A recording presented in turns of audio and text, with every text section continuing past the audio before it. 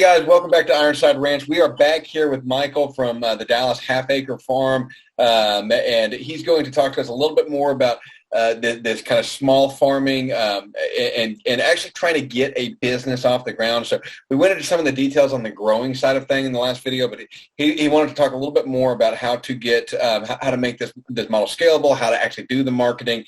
And so that being said, Mike, we'll just go ahead and jump right into this.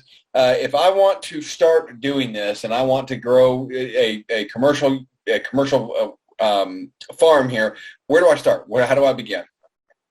So as I mentioned earlier in the earlier podcast, I started with salad mix because everybody eats salad. And then from there, I grew it to what else can I put with salad? But to start with, I said salads, I know I can sell it. It's an easy sell. The question is, where do you sell it? Because I don't sell at grocery stores. I don't sell at restaurants. I'm straight to the consumer. Like I'm straight to the customer, straight to the person. So what I did, I actually teach. I'm a full-time teacher. And I work with 60 women, and most of them, teachers, we only get 30 minutes of lunch. So we're always looking for something fast. Most time it's not healthy because you can't do anything healthy in 30 minutes unless you prepare all the meals before, and nobody wants to do that, it seems like. So I gave it to a couple of teachers at my school. And I'll be honest, I gave it to the people that talk all the time. Every school's got the people that just gossip and they know everybody, they're friends with everybody. So I gave it to two teachers that I knew would tell everybody if they liked it, just because they like to talk. And sure enough, they loved it, which was great. And the next week, I had a couple of their friends say, "Hey, Coach Bell," I'm the PE teacher. "Hey, Coach Bell, can I get a bag of lettuce like Miss So-and-so got last week?" "Yes, ma'am." Brought it to them, gave it to them. And it just spread like wildfire. And when I was able to give all my teachers that taught at my school and I had excess, I went to another school. There's a junior high like a half a block down the road from me. And I knew a couple of the coaches there from, just knowing them being in the district for a long time. And I called and I said, "Hey, if I give you a couple bags, you give it to some of your friends there, some of the girls?" Like, "Of course." And then I was in that school. So good produce will sell itself just because everyone wants fresh, healthy vegetables. And salad especially, because if you buy salad at the grocery store, you got maybe 2-3 days, and that stuff's going to get slimy because it's got moisture in the bottom of the container. It's going to get old, wilted. It's just going to look like garbage, which is great for me because they ate that yesterday, and then they get my salad today, and mine was literally harvested the night before, super fresh, super clean, looks great, no pesticides, nothing. They love it. It's the easiest sell in the world. So that's the best thing to do is just find you a building. It doesn't have to be a school. School's obviously great, but if you got a grandma or a mom or an aunt that works in a hospital, nurses are busier than teachers probably. They're always looking for a healthy snack. And there's a ton of nurses in a hospital. Yeah. You got a law office. You just got to build, like any building that's got a ton of people in there, I guarantee you they talk and they're looking for something healthy. You can sell 20 bags at a time. And it's just super simple to do it that way. So neighborhoods, let me touch on neighborhoods real fast. So I live in a subdivision. I got 480 houses in my subdivision. I ran an Instagram ad, paid $10 for it for 3 days. And inside the circle, I narrowed the circle down to my neighborhood, basically, 1 square mile. And I got probably 30 hits, like 30 DMs off of people. "Hey, I see your local blah, blah, blah. I'd love to try some." Literally, my daughter delivers salad mix on her bicycle and puts it on the doorstep. They Venmo me the money, PayPal the money, whatever. I get to pay my daughter. She learns a little bit about money. It's as local as it can be, and it just works. So let's talk about presentation of your product. This is always kind of a funny thing for small farmers because, if I go to the store and buy something, that's, whatever, Kirkland brand, they're going to have it in a nice little Ziploc bag that they have custom made because they're, big, they're a big consumer of the product. And so how do you actually, we'll go through the details of like how you're getting that product to the end user, how you're actually like presenting it. Like, are you bagging this up in freezer bags? What are you doing with it? Yep, that's exactly what I do. I'll harvest it. Either the night before or the morning of. I'm a morning person. I'm up at 4 o'clock every day, whether it's to go to the gym or go to the farm. I get up at 4, and I'll harvest it that morning. I usually take it to school because I have to be at school at 7 for the bus kids. And then I sit in the gym with all the kids until it's time to go to school. And I'll literally mix the lettuce up and make sure it's clean and pick out the bad leaves and whatever and stuff it in a 1-gallon Ziploc bag.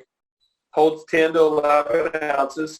And then zip up the Ziploc bag. And then for new people, I've got a nice 2-inch by 3-inch label that goes on there. If it's people that I've sold to for months, I don't waste the label anymore. They know. They don't care. And then I'll throw it. Luckily, we have a lot of refrigerators at my school, so I'll throw it in the fridge until it's time to deliver after school. Go throw it in a cooler in the back of my truck, and off to deliver I go. Oh, cool. Well, I mean, that's neat, man. That's a neat model that you have. Let me ask you this. What say if somebody wants to do this, one of the questions when you're starting a business is you're always trying to figure out, hey, what is my reasonable income? What can I actually pay myself to do this over the course of the next 1, 2, 3 years while I get this started? Because it's a lot of work to start up a business, whether it's a side hustle or a full-time job. It's a lot of work to start up a business initially. There's substantially more work on the front end than is on the back end of it. And so what can somebody expect to make that first year, that second year, that third year? So I'm probably the wrong person because I don't want to downplay anybody how much money you can make.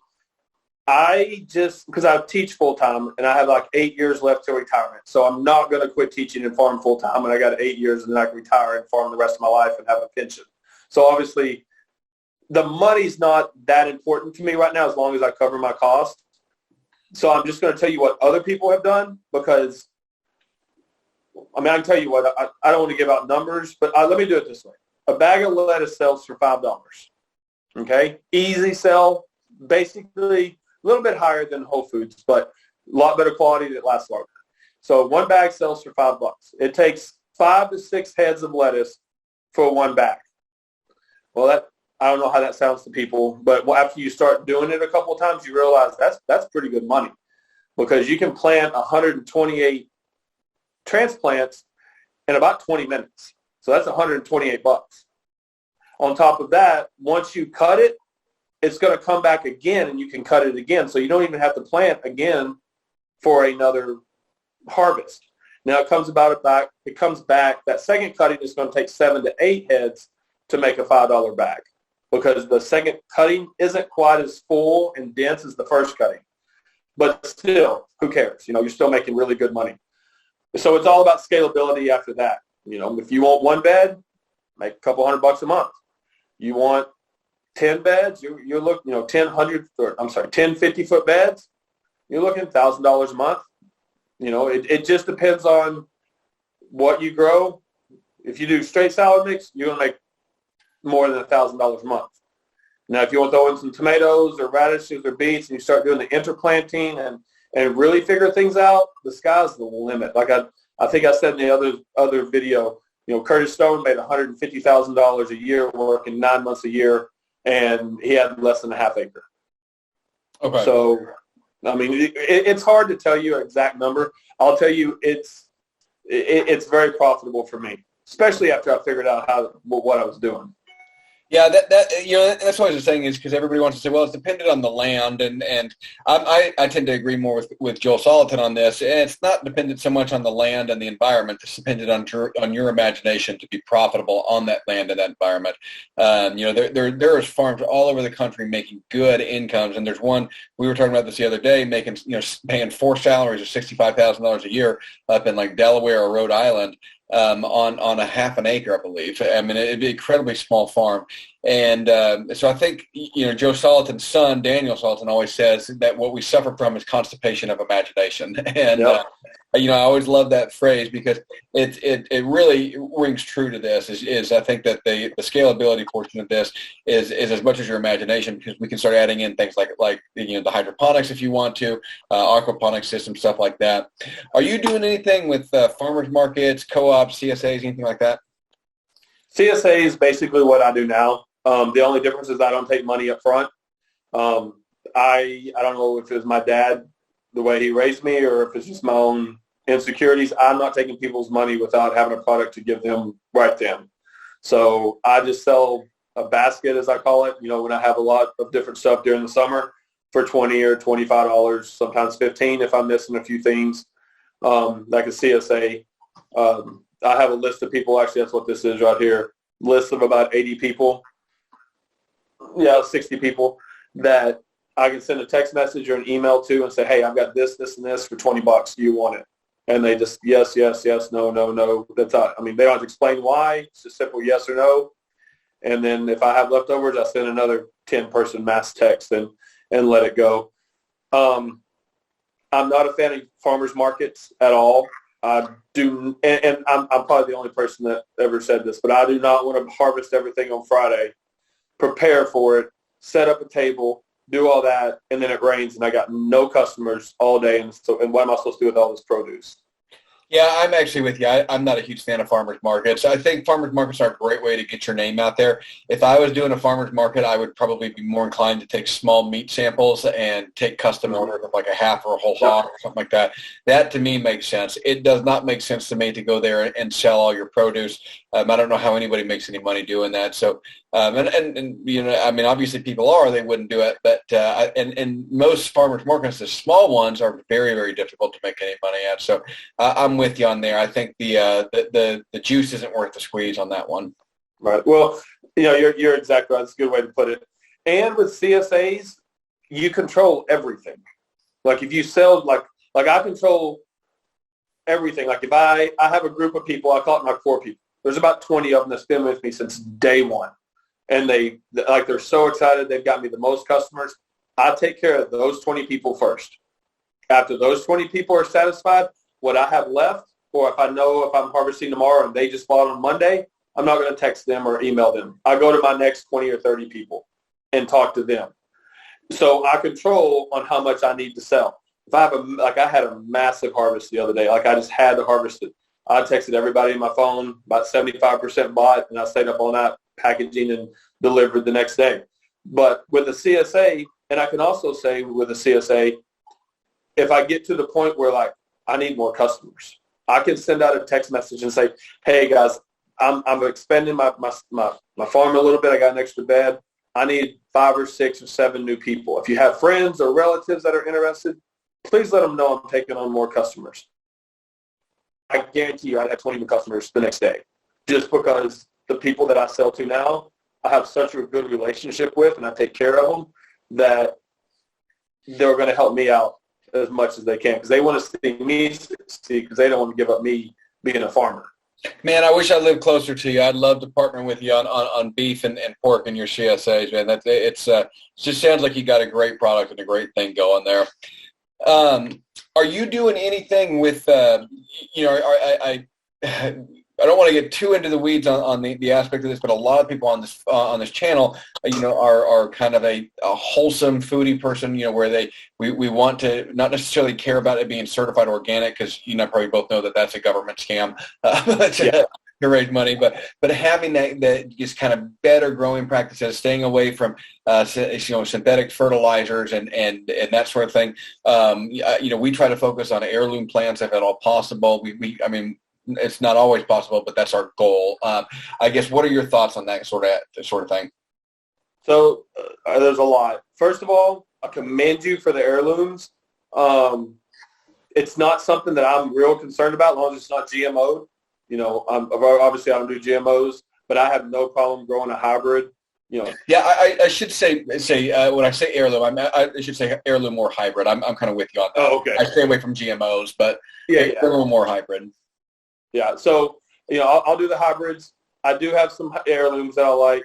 As far as the whole certification goes, everything that you believe is exactly what I believe when it comes to organic certification. This is the biggest hogwash nonsense I've ever even thought about doing. I'll never do it. Anyway, I get pissed when I talk about it because it's just a scam. Well, hang on. Before you go on real quick, let me explain to people the way that the organic certified works is basically you've got to go through this process, and then the government comes and tells you that you're certified because you're not using these products on there rather than being certified because you are using them, which is just ridiculous. It's the only thing in our economy that does it that way. And to put it, how ridiculous and really restrictive it is, I can't get organic certified because we have creosote fence posts on our farm. So the fence posts that are on the perimeter of my farm prohibit me from being organic certified. I mean, that's just asinine. Yep. And yeah. And just on the flip side, just as asinine is the fact that there's some plants and some chemicals they can spray on organic produce, but they can't spray it 7 days before they harvest. Yeah. So it's still on the damn plant, but it's not within 7 days. So they classify. The lobbyist has just killed organic certification. Yeah. So I always tell people I'm beyond organic. Yeah, I use, for our beef, we tell everybody, Joe Salatin in his books, he gives you permission to use the salad bar beef. So we tell everybody, hey, it's salad bar beef. We have pig-orator pork. Like I'm not playing these stupid games. And we're just it's part of the reason why we started the channel is actually so we can explain to people how we raise our animals. And, if you saw the video with the sick cow and everything that we had, it's like, listen, we put corn in them. We don't actively put corn in our animals, but that sick cow got corn because it needed to put on some fat, some weight. So we didn't have an option. And it got treated, it got some medicine and stuff like that. But, as a general rule, we're not out there doing it all the time. So, I think that's what's important. It's just being forthcoming with how you're doing things. Yeah, well, that's the one thing I've done too. Is the great thing about it is Instagram is I do it for two reasons. One, to show people what I'm doing, how I'm doing it, and two, to show my customers how I'm doing it and why I'm doing it. So I use worm castings, and I'm very lucky to be able to buy the best worm castings in the nation because the guy loves making worm castings so much. He's had them all tested. It's Magic Worm Ranch down by Houston, Texas. I buy 1,000 pound bag twice a year. Go down there. That's really the only fertilizer I use on my farm other than soybean meal or cottonseed meal. But it's just by far the best stuff you could ever possibly imagine. He's figured out what to feed his worms to get the highest quality poop, if that makes sense. But it's amazing. But so people always ask me, do you use fertilizers? I don't use NPK or anything like that. I use worm castings. Well, then I have to explain what worm castings is. So instead of having to say it over and over, I just make videos, and show me, this is what a bed looks like before I plant it. And this is what it looks like, different steps. So I can show people what I'm doing, because showing and people watching it is a whole different idea than me just telling them. On top of that, I have a lot of videos, not recently, but of my kids just eating off the plant. Like, they'll just go out and get a tomato and just eat it while they're running around playing while I'm working. Mm-hmm. And I've had several people tell me, I saw Stella, who's my 9-year-old, eat a tomato and didn't even wipe it off on her shirt. If you'll let your daughter do that, I feel pretty safe buying your stuff, and you trust me that it's organic. Yeah. So that goes a long ways. Yeah, no, it absolutely does. We feel the exact same way, because we've looked at some of those chemicals, and I go out there and I look at it, I'm like, how could somebody go spray this on there and then just wash it off and think that that's edible to eat? It's the same chemicals that we're doing that you have to wear a rubber suit and a hazmat mask in order to spray it on there, but then you're going to ingest it. Yeah. I'm sorry, it's a biohazard. But anyways, I guess we can go off on that all day. Michael, I'm actually out of questions for you. Do you have anything that you want to go over that we kind of missed? We do have a little bit of time left if you want to hit something. Yeah, mainly because I'm on here to promote people or to encourage people to start market gardening. So I want to I just want people to understand there's great money in it. It's probably the easiest sell you'll ever make. It's not being a used car salesman. You have a product that everybody wants. They just don't know they want it until you give it to them for them to try. Mm-hmm. I don't think I've ever had anyone say, I don't want it anymore. That's not very good. Every single person I want, I've given it to and said, man, this is really good. I don't eat a lot of salad, but I'll definitely buy anytime I want a salad, which is perfectly cool with me. I don't eat big salad either myself. But it's good, and people will buy it. So if you're worried about making money, don't worry about that. That's the least of your concerns. It's one of the few industries that you don't have to worry about making money. You have to worry about learning how to do it. And with the internet and YouTube and Instagram, you can learn everything you probably need to learn to get started in a weekend sitting on the couch. Watch YouTube videos and Instagram instead of watching TV on a weekend, and you will have more knowledge than you ever need to get started. Not to mention, I will help you. Like, I spend hours and hours a week on Instagram answering just the most basic questions on what do you do when it's 100 degrees? Well, there's this stuff called shade cloth. Let me send you the link from Amazon where it is. And I send them the link. Like, I'll send links. I always tell people, like, my biggest accomplishment, like, at the end of my career when I'm done farming or I die, is for a Walmart CEO, or not a CEO, but a Walmart regional director to stand up in a meeting and say, guys, what the hell's going on in Dallas? Why are we not selling as much produce in Dallas as we are everywhere else? Or why is our produce numbers down in Dallas? And somebody raises their hand and be like, because there's too many local farms. Like, everyone's just buying local. They don't buy from us anymore. Like, that would be the best scenario for me. That's how I can feel like I'm accomplished. If we've got 100. I'm 100% with you there. Like, I would love to see the same thing on the beef and pork side. I would love to see the same. I would love to see everybody out there just buying local, getting with a local producer and saying, hey, I want to actually get some quality meat that's raised ethically and that I can see the process on. And then, I'm 100% with you. Yeah, that's the goal for me. So I have an intern now. She's starting her own farm in March, and I'm looking for another intern to start with me in March. And I want them to stay with me 6, 7, 8 months until they feel comfortable, and I will help them find land. And that's another thing I'm going to touch on just briefly. Yeah, you don't have to have the land. You don't have to own it. If I had to start all over again, knowing then what I do now, I wouldn't buy land. There's so much stinking land, like a church. A church usually has 2 or 3 acres, but they have one building and a parking lot. Go to that church and say, hey, show them pictures of what, of my farm, of Rose Creek, of Neversink, all these other really nice farms. Like, I want to do this on that little bitty plot of land. Literally 50 feet wide, 100 foot long. You're farming on a small scale. You can give some of your produce to the church pantry. You can give it to, some people that need help at the church. You can donate it to a pantry, a percentage of it for you using their land. Go to anything. That comes into, finding your reason why. And we talked about this on the entrepreneur video we did the other day with On-Site Travis. And, you really have to find your reason why you're doing this. And it can't be to make money. If your reason why is just to get out there and make a living, and that's the only reason that you have to get up and start this business, it's just not going to work. You have to enjoy what you're doing. No, you're exactly right. And if I would have known I could do this when I turned 18, I never would have went to college. I never would have been a teacher. I would have turned 18, graduated high school, and started farming June 1st. Yeah, if I would have known this. It just took me till I was 35 to realize I could do it. Yeah, I probably would have been in the same boat. So I definitely understand that.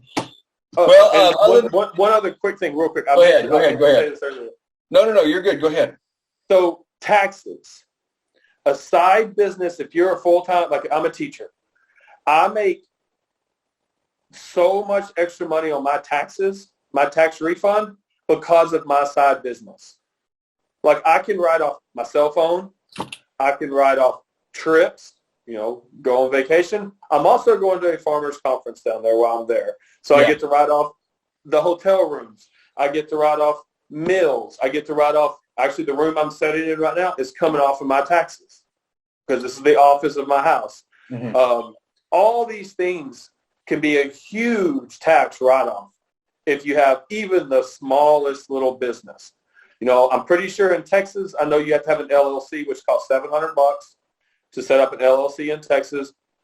I don't know how to do it. I paid my CPA and said, just do it. Here's the name I want to use. And after that, there's no return, revolving yearly cost. Nothing. I'll pay it one time, and I can tell you I made 4, almost 5 times that $700 the first year on tax refund.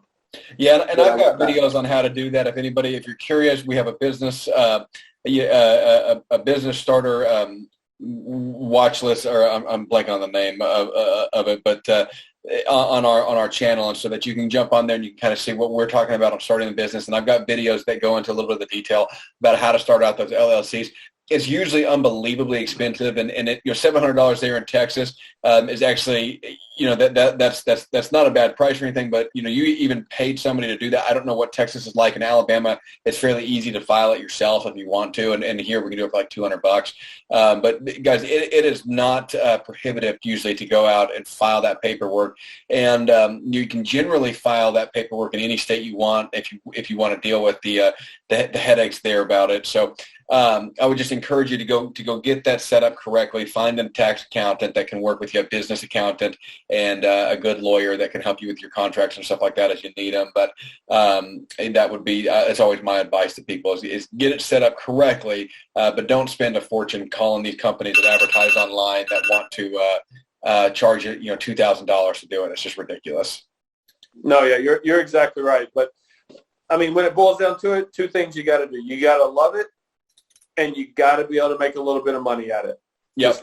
To stay doing it. If you love what you do and you don't have to make a ton of money, I make enough money, I put it into a retirement account. I just take my money and invest it. And when I quit teaching, I'll start using some of that money for, my income to live on.